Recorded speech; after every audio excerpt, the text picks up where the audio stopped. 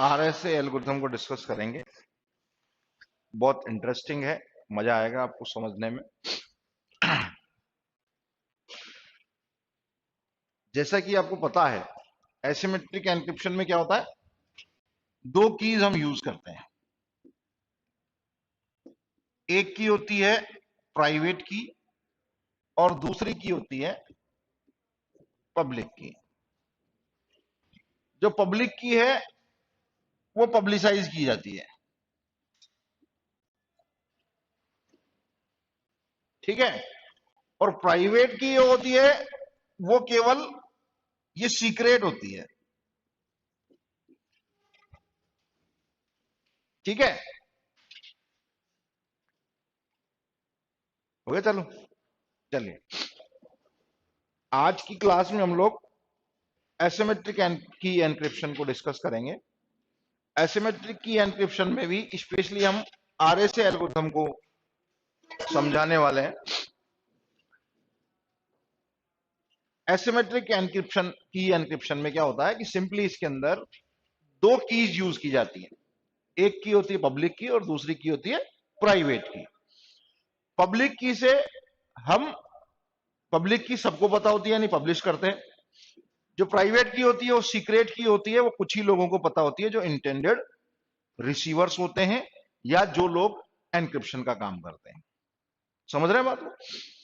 Simply इस process के लिए हम एक छोटा सा एग्जांपल लेते हैं और उस एग्जांपल को चलते हुए आपको दो तीन क्वेश्चन हम इसमें कराएंगे। आरएसए एल्गोरिथम में होता क्या है वो समझा देता हूं आपको। आप सबको पता है कि हम लोग जिस भी किसी की को प्रेस करते हैं तो उससे रिलेटेड एक बाइनरी नंबर जनरेट होता है ना। क्योंकि कंप्यूटर तो क्या होता है, जीरो और वन को ही समझता है। सिंपल सी बात ये। तो जो जीरो वन को समझता है तो उसके लिए हम लोग क्या करते हैं, फॉर एग्जाम्पल हम एक डेसिमल नंबर यहां पर लेते हैं। फॉर एग्जाम्पल होगा परफॉर्मेंस सारा बाइनरी नंबर के ऊपर ही, ठीक है। और बहुत छोटा सा एग्जाम्पल ले रहा हूं। दो दोस्त हैं, एक का नाम है रामलाल और दूसरे का नाम है श्यामलाल, ठीक है। रामलाल आरएसए एल्गोरिथम को यूज करता है और अपनी एक पब्लिक की जनरेट करता है। क्या करता है? आरएसए एल्गोरिथम को यूज करता है और अपनी एक पब्लिक की जनरेट करता है और सब लोगों को बताता है भाई ये मेरी पब्लिक की, ठीक है। उस पब्लिक की को यूज करते हुए जो श्यामलाल है वो उसके लिए एक मैसेज एनक्रिप्ट करता है अपनी प्राइवेट की को यूज करते हुए। क्या करेगा? अपनी प्राइवेट की से उसके लिए एक मैसेज जनरेट करेगा। समझना, बहुत अच्छा इंटरेस्टिंग सा एग्जांपल है। इसके लिए ये क्या करता है रामलाल, दोनों के स्टेप समझना अच्छे से। सबसे पहले रामलाल क्या करता है, दो प्राइम नंबर लेता है। प्राइम नंबर आप लोग समझते हैं, वो नंबर जो खुद से डिवाइड होते हैं, किसी और से डिवाइड नहीं होते हैं। सपोज करो पहला स्टेप जो इस एल्गोरिथम का वो क्या है, चूज टू प्राइम नंबर्स, ठीक है। इनको हम रिप्रेजेंट करते हैं पी से और क्यू से। किससे?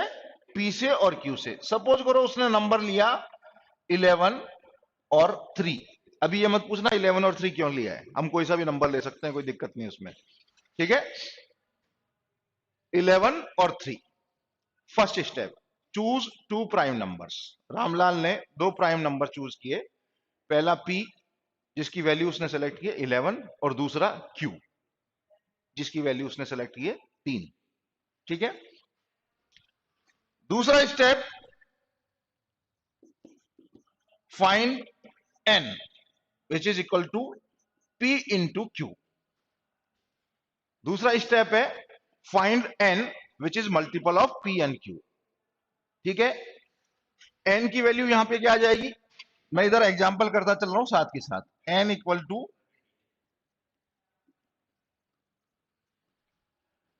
क्लियर, यहां तक की बात समझ में आ गई। तीसरा स्टेप, अब ये क्या करता है कि ये कैलकुलेट करता है। क्या कैलकुलेट करता है? स्मॉल m कैलकुलेट करता है। ठीक है, ये जो स्मॉल m है इसकी वैल्यू है p minus one into Q minus one, p minus one into Q minus one करेंगे तो क्या होगा 20। ठीक है, देन नेक्स्ट स्टेप, उस स्टेप में एक दो नंबर्स चूज करेंगे। पहला नंबर एनक्रिप्शन के लिए यूज किया जाएगा और दूसरा नंबर डिक्रिप्शन के लिए यूज किया जाएगा। ठीक है, ये दोनों नंबर का जो मल्टीपल है, यानी मल्टीपल ई एंड डी, यानी ईडी जो है ना, वो ईडी इस तरीके का होना चाहिए कि अगर हम उसको m से डिवाइड करें तो रिमाइंडर 1 आए। समझना अच्छे से, ई और डी इस तरह से सेलेक्ट करते हैं कि मल्टीपल जो आएगा उनको जो मल्टीप्लाई करेंगे हम, मल्टीप्लीकेशन जो आंसर आएगा उस मल्टीप्लीकेशन को अगर हम इस m से डिवाइड करते हैं तो रिमाइंडर 1 आना चाहिए। कंडीशन ये है। यहां पर आप वैल्यूज देख रहे हैं और साथ में एक कंडीशन हो रही है कि इनसे बड़ा नहीं होना चाहिए। समझ रहे हैं? इनसे बड़ा नंबर नहीं होना चाहिए। तो आपके लिए फॉर एग्जाम्पल 7 और 3 में एक नंबर लेता हूं। 7 इंटू 3 कितना होता है 21। डिवाइड करूंगा m से, रिमाइंडर 1 आ गया क्या? तो ये मेरी कंडीशन फुलफिल हो गई। समझ रहे? तो हमारे पास जो वैल्यू आई किस किस की, ई और डी की। ई की वैल्यू है 3, ई की वैल्यू 3 है और डी की वैल्यू 7। ठीक है, अब रामलाल का काम खत्म हो गया।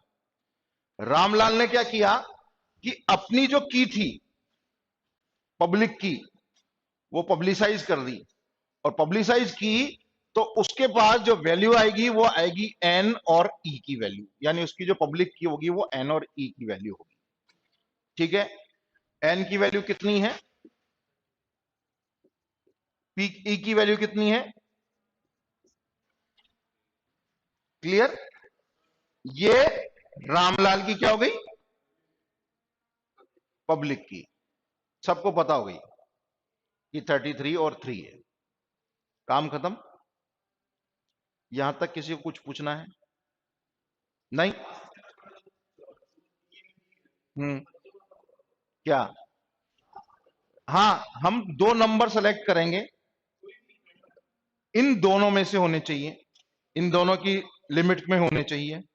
ठीक है, 11 और 3। आप 3 भी सेलेक्ट कर सकते हो, 11 भी सेलेक्ट कर सकते हो। ठीक है, कोई दिक्कत नहीं उसमें। लेकिन वो जो नंबर होगा वो नंबर ऐसा होना चाहिए कि अगर हम उनको मल्टीप्लाई करें और m से डिवाइड करें तो रिमाइंडर 1 आना चाहिए। कंडीशन ये है, रिमाइंडर 1 ही आना चाहिए, तभी आपका प्रॉब्लम सॉल्व होगा, अदरवाइज नहीं होगा, ऑब्वियसली। ठीक है, चले आगे। अब श्यामलाल जी क्या करते हैं, एक मैसेज एनक्रिप्ट करते हैं। मैसेज एनक्रिप्ट करते हैं और मैसेज आपके लिए मैं बता देता हूं कि वो मैसेज उनका है, मान लीजिए m मैसेज, और m की वैल्यू 14 है। क्या है? m की वैल्यू 14 है। ध्यान रखना दोनों में डिफरेंस है, ये स्मॉल m है और ये कैपिटल M है। ठीक है, ये स्मॉल m है, ये कैपिटल M है। ये आपका प्लेन टेक्स्ट है, फॉर एग्जाम्पल प्लेन टेक्स्ट। इस प्लेन टेक्स्ट को वो क्या करेंगे, वो एनक्रिप्ट करेंगे। किसकी हेल्प से एनक्रिप्ट करेंगे? और एक सिफर टेक्स्ट बनाएंगे। किसकी हेल्प से एनक्रिप्ट करेंगे? इनकी जो पब्लिक की है उसकी हेल्प से, पब्लिक की हेल्प से एनक्रिप्ट करेंगे। पब्लिक की क्या है? एन और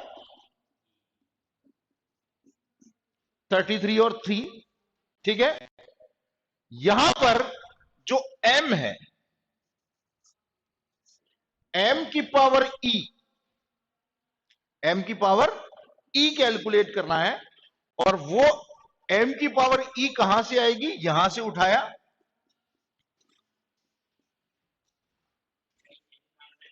क्या मैसेज है मैं जो सेंड करना चाहता हूं, ठीक है, वो 14 है मान लीजिए, क्यूब कर देंगे। क्यूब क्यों किया? 3 है, यहां अगर 4 होता तो मैं 4 करता, लेकिन 4 हो नहीं सकता, प्राइम नंबर आना चाहिए, ठीक है। क्यूब किया मैंने, 5 आ सकता है, 7 आ सकता है, ठीक है।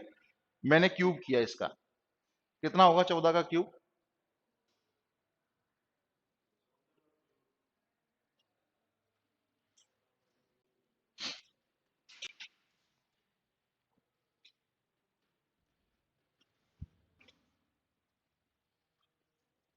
ये होगा क्या?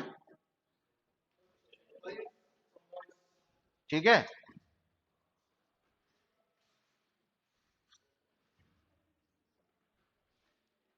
अब ये जो वैल्यू आई है, इसको आपको डिवाइड करना है किससे? n से।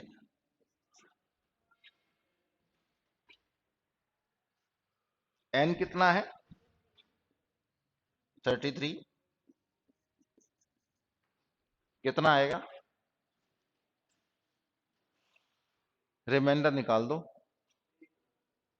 वो रिमाइंडर नहीं देगा, वो रिमाइंडर नहीं देगा।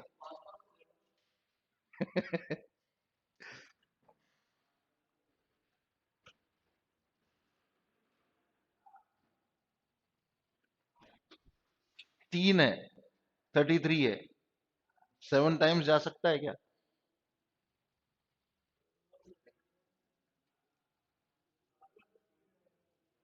जा सकता है ना, ठीक है। 7 टाइम्स गया, 8 टाइम्स नहीं जाएगा। 3 अट्ठे 24 होते हैं, 8 टाइम्स जाएगा, 9 बार नहीं जाएगा ना। 8 टाइम्स गया, कितना बचा?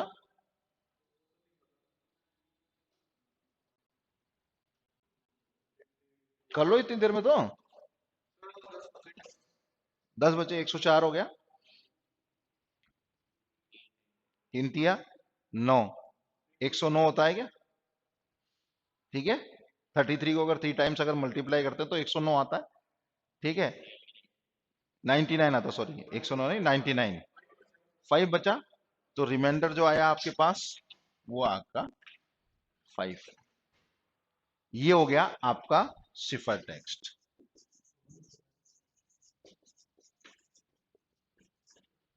भैया दिमाग के खिड़की दरवाजे खोल के पढ़ना चाहिए, कहीं ना कहीं एक छोटी खिड़की बंद है, उसको भी खोल लो, समझो क्या है कहानी। यहां पे 1 बचना चाहिए, यहां पे 1 नहीं बचना चाहिए। यहां पे तो जो रिमाइंडर आएगा वही आपका सिफर टेक्स्ट होगा। क्लियर? सिफर टेक्स्ट तैयार हो गया। अब एनक्रिप्शन का प्रोसेस खत्म। जो मैसेज जाएगा किसके पास? रामलाल के पास, वो क्या जाएगा? 5। भेजा क्या था? 14। एनक्रिप्ट कर दिया, ठीक है। प्रोसेस समझ में आ गया एनक्रिप्शन का? दोबारा बताऊं, नींद में भी आरए से आनी चाहिए कि कैसे होगा। स्टेप दोबारा समझो। एनक्रिप्शन डिक्रिप्शन बहुत आसान है, कोई दिक्कत नहीं है। सबसे पहले दो प्राइम नंबर सेलेक्ट किए। Prime number for example p और q है, जिसकी वैल्यू 11 और 3 ली है। दोनों को मल्टीप्लाई करके n निकाला, प्रोडक्ट निकाला, उसका कैलकुलेट किया, प्रोडक्ट आया 33। p और q को मल्टीप्लाई किया, n की वैल्यू आई, n की वैल्यू 33 है। देन p में से एक घटा दो, q में से एक घटा दो, और दोनों को गुणा कर दो। कितना आया? 20 आ गया क्या? 11 में से एक गया, 10 बचा।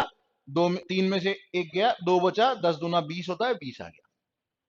अब दो ऐसे नंबर सेलेक्ट करने हैं जो एक दूसरे से मल्टीप्लाई हो और m से अगर हम डिवाइड करें तो रिमाइंडर 1 आए। ये कंडीशन नहीं है, रिमाइंडर चाहिए मुझे तो 1।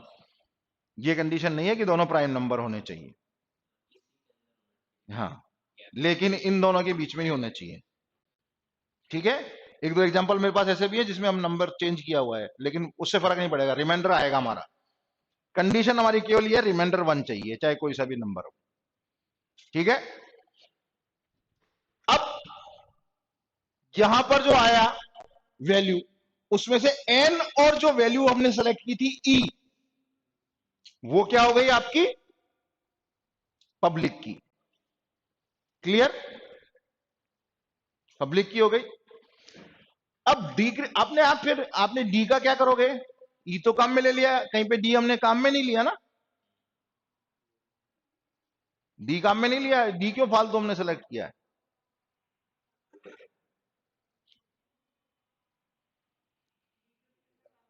डिक्रिप्शन में काम आएगा, ई और डी मैंने इसीलिए लिखा है। डिक्रिप्शन कौन करेगा, मैसेज जिसके पास जाएगा वही करेगा, ऑब्वियसली कौन है वो, रामलाल।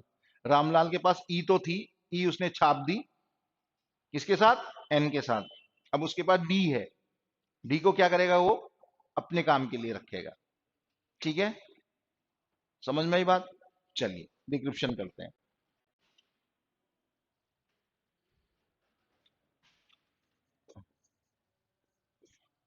प्राइवेट की किसकी, रामलाल की। रामलाल की प्राइवेट की क्या हो गई, 33 और 7 हो गई क्या।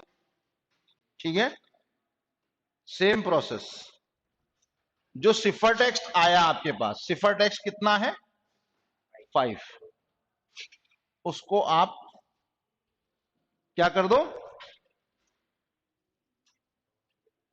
पावर कर दो, किसके साथ, डी के साथ। जो आएगी वैल्यू एन से डिवाइड कर दो, जो रिमाइंडर आएगा वो आपका क्या होगा, प्लेन टेक्स्ट।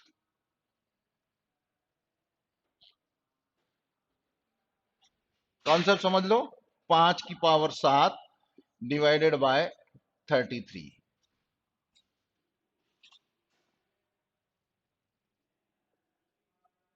अभिषेक आ रहा है समझ में, कर सकते हैं अपन, 5 को 7 बार मल्टीप्लाई कर लो,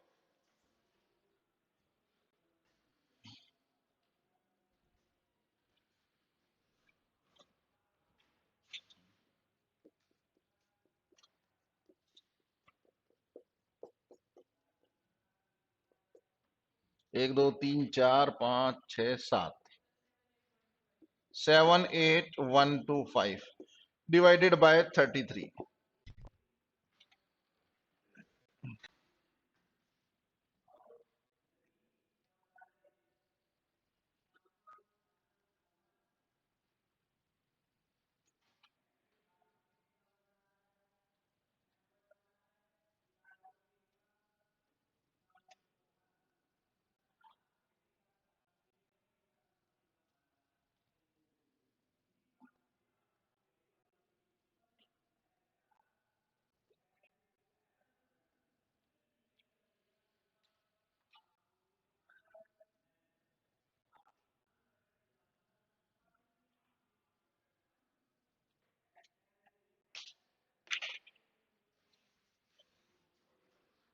14 आ गया, किस किस का आ गया 14,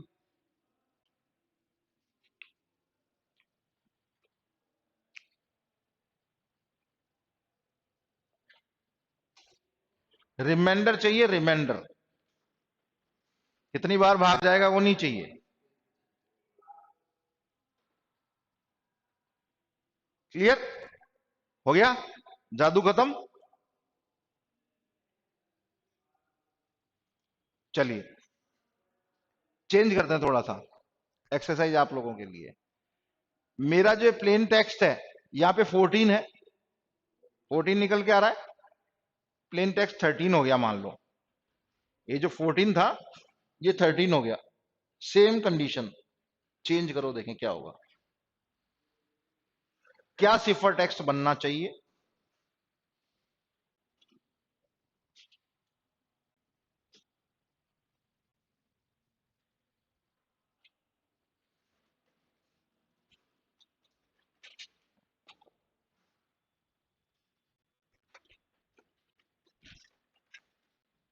ऊपर की कंडीशन दोबारा नहीं करनी, खाली ये वाला स्टेप रिपीट करना है। ऊपर की कहानी तो पूरी हो गई, समझ रहे हो? ऊपर की कहानी पूरी हो गई। दो प्राइम नंबर है 11 और 3 है, दोनों को मल्टीप्लाई किया है, एन निकाला है, एन के बाद में एम निकाला है, स्मॉल एम में दोनों को माइनस कर दिया। पब्लिक की वही है, प्राइवेट की वही है, हमको केवल सिफर टेक्स्ट निकालना है इसमें। ठीक है, सिफर टेक्स्ट कितना होगा?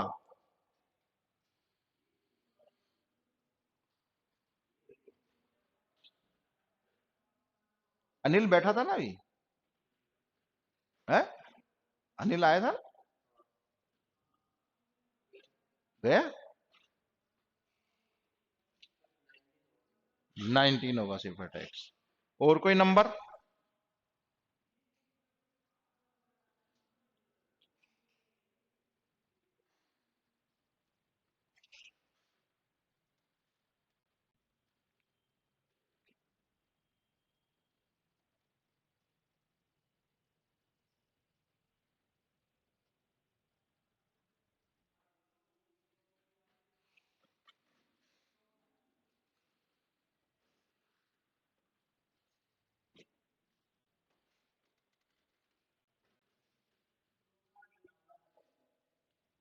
अब तो सबको विश्वास हो गया कि हमारी वैकेंसी आने वाली है, कैलेंडर आ गया, मई जून का टाइम दे दिया है ना?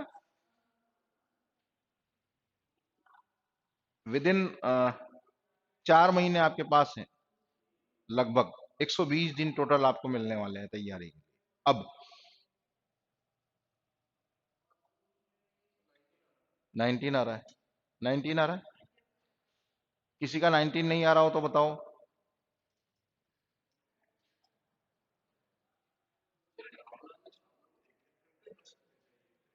रामलाल ने कुछ नहीं भेजा, श्यामलाल ने भेजा है मैसेज।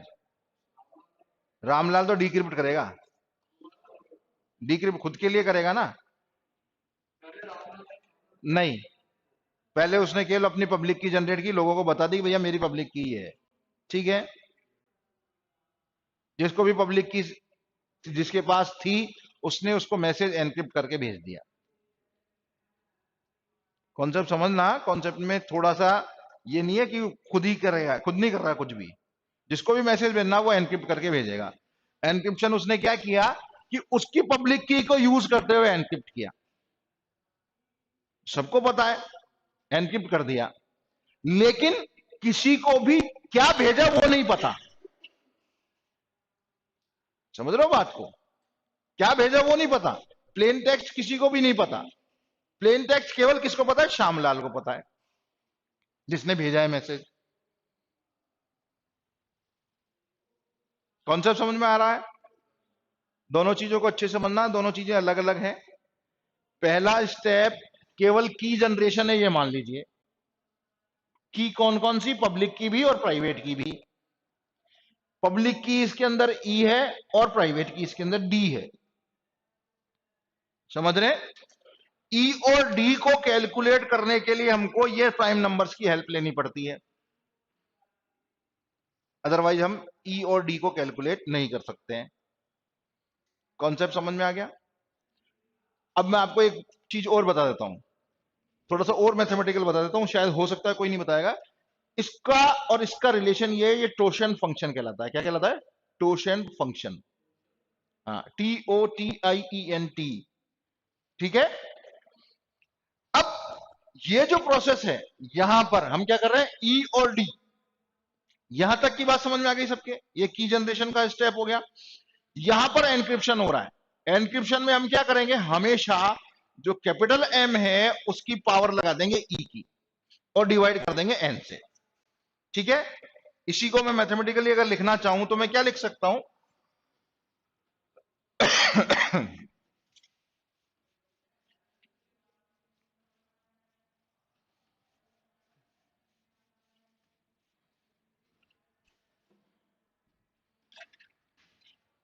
एम की power e divided by n. ये हो गया आपका।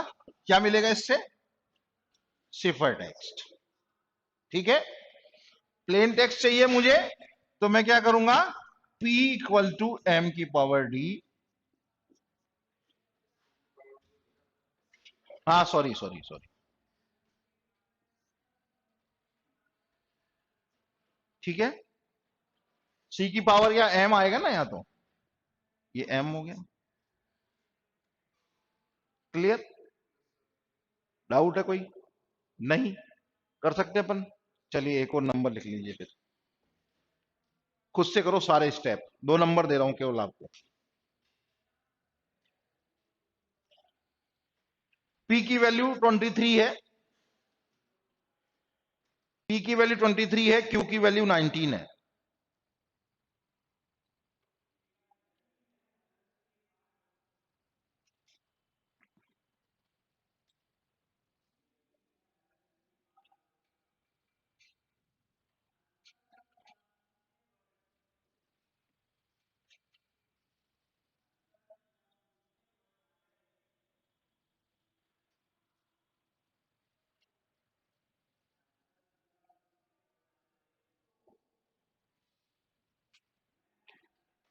ठीक है,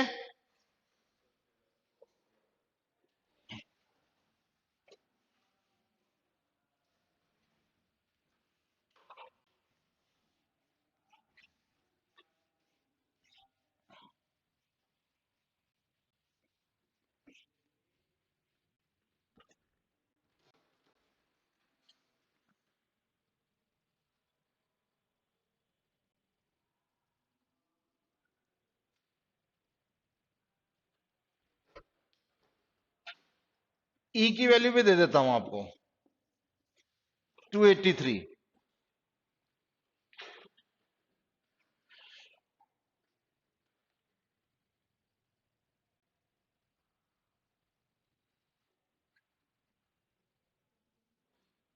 निकालना क्या है? एक तो डी निकालना है, ठीक है। 283 दे रखा है मैंने, डी निकालना है।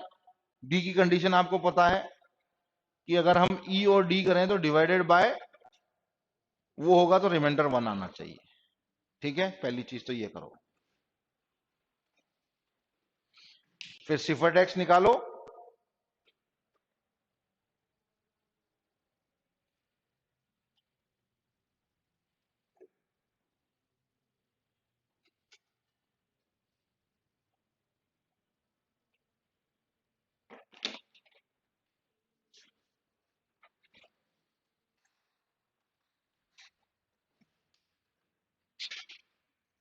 P की वैल्यू 23, Q की वैल्यू 19, E की वैल्यू 289। फाइंड, हाँ 283 सॉरी, 283।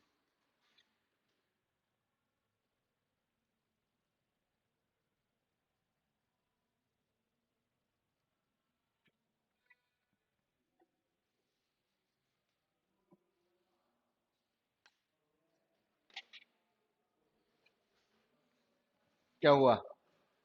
नहीं आ रहा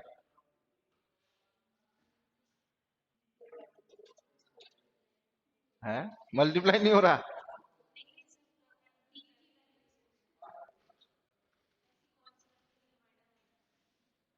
देखो सीधी सी बात यह है कि कोई ना कोई प्राइम नंबर ही होगा, ऑब्वियसली। ठीक है, मैंने आपको बताया था कि कंडीशन वो नहीं है कि इन दोनों के बीच में ही होना चाहिए। ठीक है, ये तय नहीं है कि 23 और 19 के बीच में ही होगा, लेकिन प्राइम नंबर होगा, ये तय है।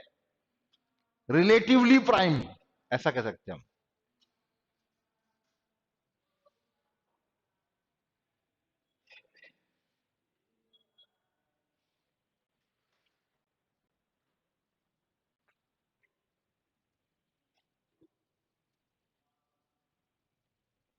एन निकला क्या किसी का? एन निकला 437। ठीक है, एन की वैल्यू है P इंटू क्यू, 23 इंटू 19, 437। ठीक है, अब हमको क्या निकालना है, एम निकालना है।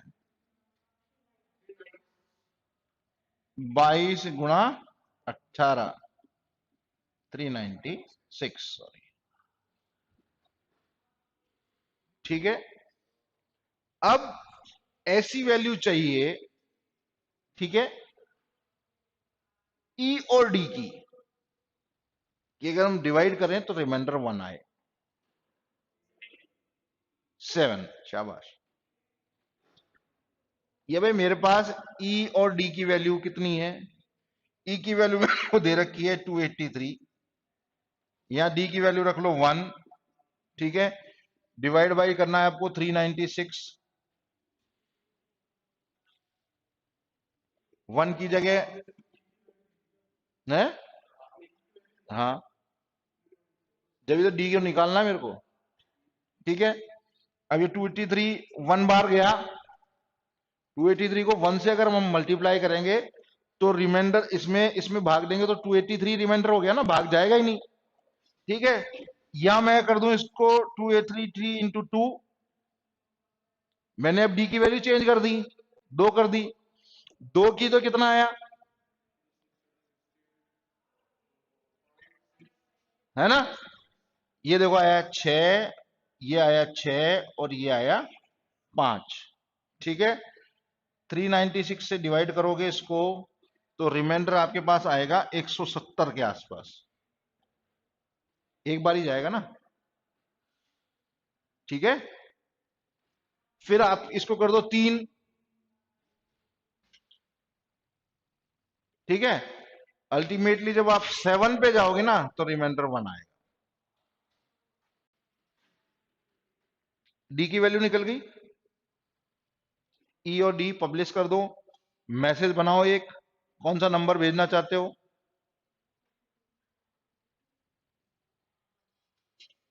प्लेन टेक्स्ट निकालो,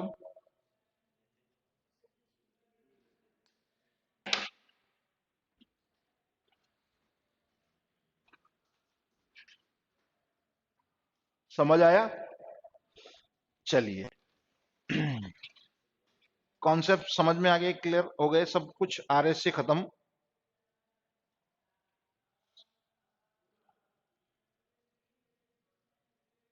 अब बात करते हैं अपन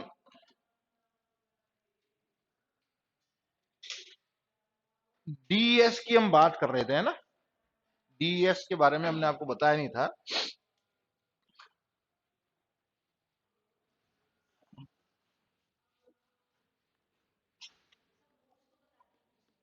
क्या बता दिए थे ना, मोड्स बता दिए थे। जैसे ये एसिमेट्रिक की एनक्रिप्शन है ना, वैसा ही दूसरा क्रिप्टोग्राफिक जो सिस्टम होता है उसको हम सिमेट्रिक की बोलते हैं।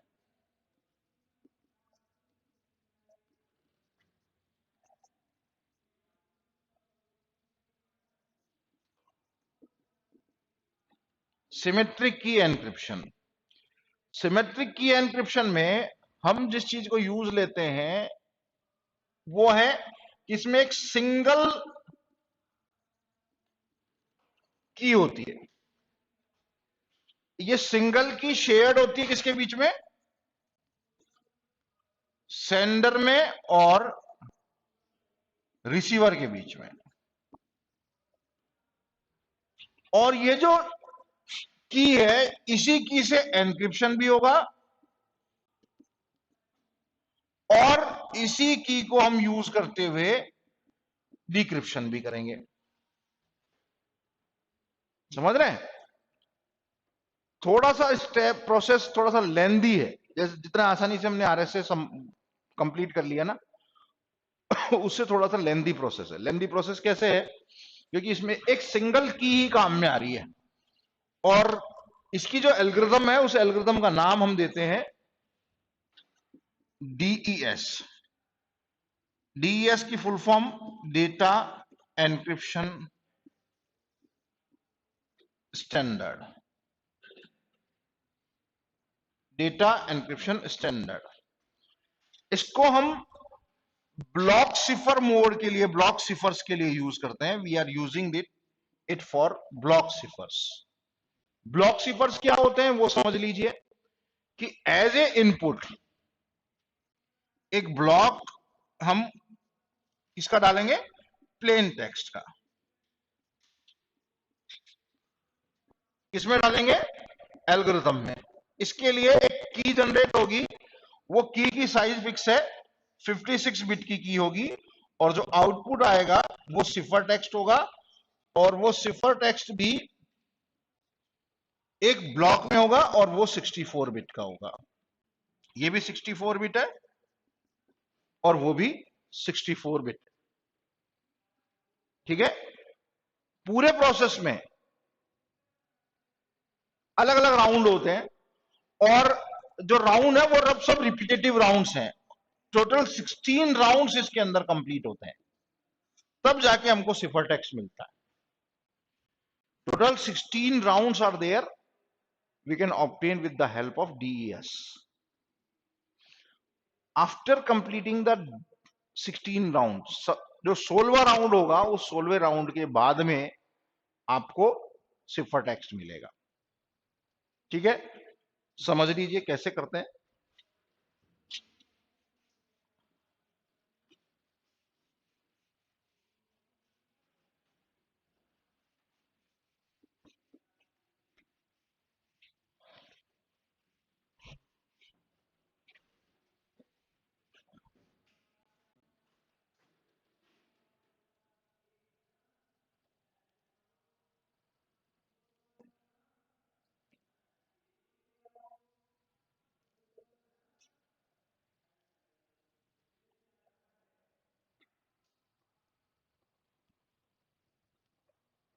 इसका जो बेसिस होता है ना,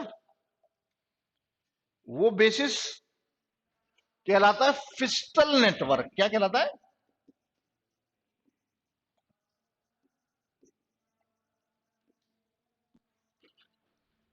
फिस्टल सिफर या फिस्टल नेटवर्क इसको हम कहते हैं। और फिस्टल सिफर में हम करते क्या है और इसमें प्रोसेस क्या है वो समझ लीजिए। DES में सिंगल राउंड जो होगा, वो सिंगल राउंड कैसे कंप्लीट होगा वो समझिए।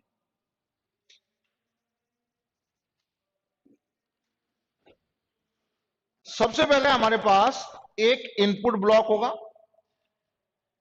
इनपुट ब्लॉक में हमारे पास जो वैल्यू होगी वो क्या होगी, 16 बिट की होगी। 16 बिट की राउंड, 16 बिट की जो वैल्यू है, उस 16 बिट की वैल्यू को हम क्या करते हैं, सॉरी 64 बिट्स की वैल्यू होगी। इसको दो पार्ट में हम डिवाइड करते हैं। एक पार्ट कहलाता है L और दूसरा पार्ट कहलाता है R। ठीक है, ये 32 बिट होते हैं, ये 32 बिट होते हैं। ठीक है, जो वैल्यूज हमारे पास आ रही है, अभी मैं केवल राउंड को समझा रहा हूं। ये जो वैल्यू आएगी, ये वैल्यू इस तरफ जाएगी, ये वैल्यू इस तरफ आएगी। ठीक है, ये नेक्स्ट राउंड के लिए इनपुट हो जाएगा, जो क्या हो जाएगा, अब इधर आया तो ये क्या हो गया, L। यहां जो वैल्यू आएगी, उस वैल्यू को हम क्या करेंगे, XOR करेंगे, किसके साथ, की के साथ। ठीक है, और की के साथ XOR करने के बाद में हमारे पास जो वैल्यू आएगी वो कहलाएगी RI। ये सिंपल प्रोसेस है। ये दोनों जब वैल्यूज 16 राउंड कंप्लीट कर लेगा, तो 16 राउंड करने के बाद में हम क्या करेंगे, इन दोनों को मर्ज कर देंगे। ठीक है, और अगेन जो हमने पहले प्रोसेस किया था उसी प्रोसेस को रिपीट करेंगे। समझ रहे हैं? अब इसमें क्या है, स्टेप से अलग अलग। की जनरेशन जो है, वो की जनरेशन बिल्कुल सिंपल सा प्रोसेस है कि आपके पास एक 64 बिट का की ब्लॉक है, उसके ऊपर आपने सबसे पहले एक स्टेप कंप्लीट किया जिसको बोलते हैं PC1। क्या बोलते हैं, PC1। PC1 का मतलब परमिटेड चॉइस 1। परमिटेशन कॉम्बिनेशन का एक एग्जाम्पल है जिसमें हम क्या करते हैं, जो 64 बिट्स हैं उसमें से हर 8th बिट को डिस्कार्ड कर देते हैं, ठीक है। और 8th बिट को डिस्कार्ड करने के बाद हमारे पास जो की बचती है वो बचती है 56 बिट्स की, ठीक है। 56 बिट की जो की है उसके भी हम क्या करते हैं, दो पार्ट करते हैं,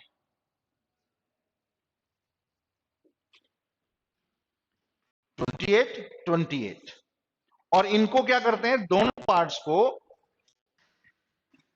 लेफ्ट सर्कुलर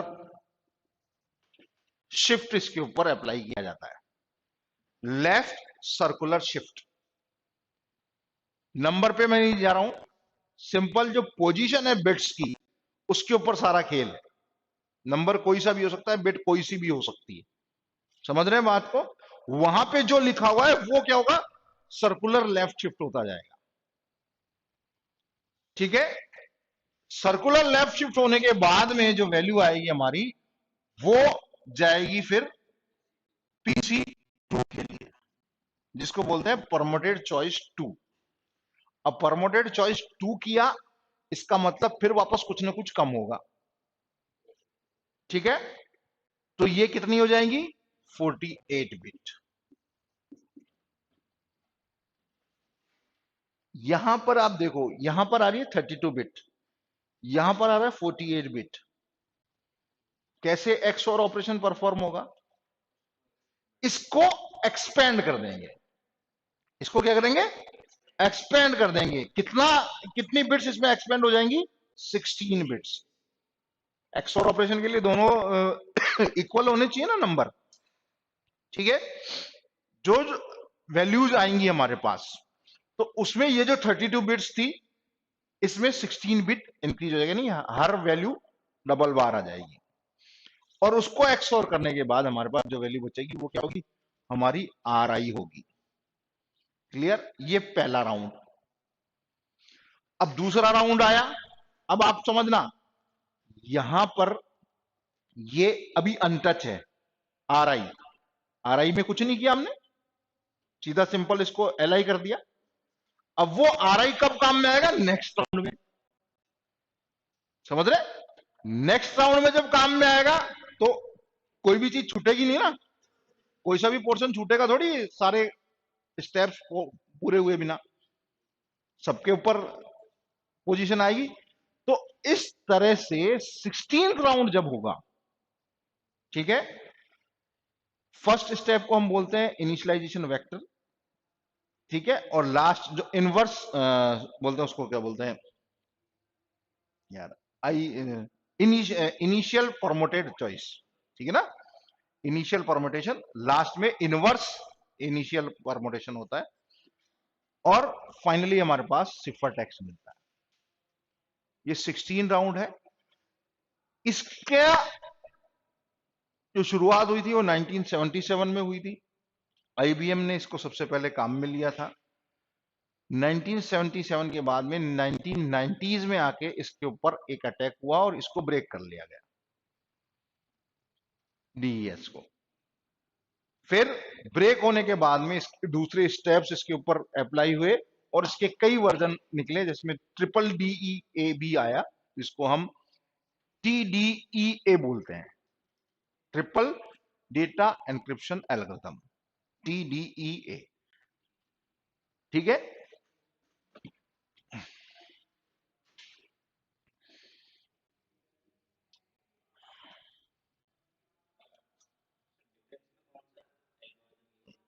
देखो डिफेंस में अलग अलग तरीके के एल्गोरिथम्स यूज होते हैं, जिस तरीके का काम होता है उस तरीके का। अगर आपको मैसेज एनक्रिप्ट करना है, हाँ, देखो ऐसा है, इसके अंदर कोई पर्टिकुलर एल्गोरिथम का कोई हम नेम नहीं दे सकते हैं, है ना।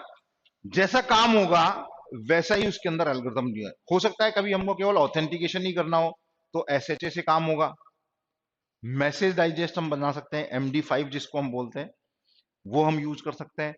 अगर हमको आरएसए यूज करनी है, आरएसए भी यूज कर सकते हैं। बेसिकली ये जो डीईएस है, डीईएस को अब ये कह सकते हैं कि हम किसको केवल हिस्टोरिकल है और अच्छा इसके अंदर कॉन्सेप्ट है। तो सिंगल जो डीईएस है, जो स्टैंडर्ड डीईएस है, उसको हम काम में नहीं ले रहे हैं क्योंकि वो ब्रेक हो चुका है। अब हम काम में क्या ले रहे हैं? टीडीआईए, जिसमें 128 बिट का ब्लॉक है, वेरी करता है। 256 बिट की भी इसके अंदर वेरिएशन है। ब्लॉक साइज जो है, इसी को हम अलग अलग मोड्स में हम काम में लेकर इससे सिफर स्ट्रीम सिफर्स भी हम इसके अंदर बना सकते हैं। Clear? I think that is sufficient for symmetric encryption and asymmetric encryption. जो हमारी नेक्स्ट क्लास होगी उसमें हम हैश एल्गोरिथम्स के ऊपर बात करेंगे, हैश फंक्शंस पे, जिससे हम लोग मैसेज डाइजेस्ट बनाते हैं, जिसके अंदर MD5 इंक्लूड किया जाता है, और SHA एल्गोरिथम हम उसके अंदर काम मिलते हैं, सिक्योर हैश एल्गोरिथम। क्लियर? चलिए, थैंक यू वेरी मच।